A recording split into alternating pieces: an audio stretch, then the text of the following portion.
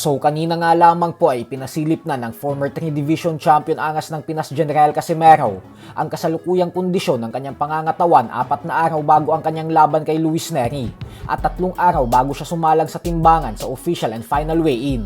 At dito nga po ay kapansin-pansin na napakanipis na ng katawan niya at walang duda na pinaghahandaan niya talaga ang bakbakan na ito. Kaya naman mukhang hindi na ito magkakaroon pa ng problema sa araw ng timbangan para kunin ang 124-pound catchweight limit. Bagamat po lumalabas bilang heavy underdog si Casimero sa mga talpakan ang dahil sa kumbinsido ang karamihan sa iba't ibang panig ng mundo na matatalo ito sa Meksikano, ay hindi po dito nasisindak ang angas ng Pinas at ang kanyang kapatid at trainer na si Jason. At bagkus umaapaw pa rin ang kumpiyansa nila na tatalunin talaga nila si Luis Nery dahil pagkatapos daw nila itong iligpit ay baka si Junto Nakatani o Naoya Inoue na ang sunod nilang lalabanan. Pag naligpit natin yan si Nery, siguro natakanin siguro tol, no?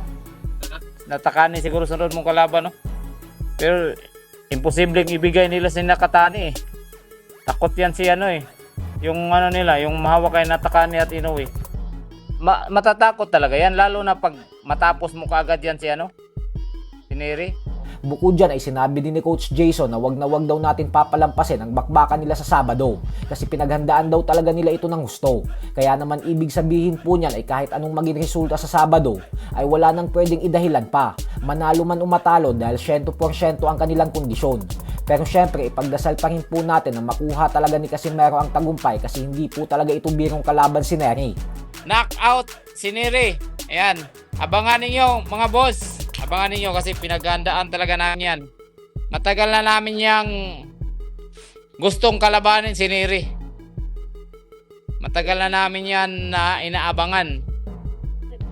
Kaya magandang laban talaga to mga boss. Samantala, matapos nga pong magkaaberya ni Luis Nery sa biyahe nito papuntang Japan kung saan hinarang ito ng mga immigration officer sa San Diego Airport sa Amerika, ay nakalapag na po ito sa bansang Japan kanina lamang. Kaya naman ibig sabihin po niyan ay tuloy na talaga ang bakbakan ng dalawa sa Sabado. Maliban na lang kung magkaroon ng mga problema sa timbangan. Makikita rin natin na kasama ito kanina ng member ng Team Casimero na si Kuyang Joseph. Sa kabilang banda naman mga idol ay nagpasilip na din nga po ang undefeated former 5 Division Champion Floyd Mayweather Jr. ng kanyang kasalukuyang paghahanda at pag-eensayo para sa mega rematch niya kontra sa ating pambansang kamao Manny Pacquiao na siyang nakatakdang ganapin sa buwan ng Setyembre. May laban din si Mayweather ngayong buwan sa bansang Greece kontra sa kickboxing legend na si Mike Zambidis. Pero tinitingnan lang po ito ni Mayweather bilang parte ng kanyang training camp para sa Pacquiao fight.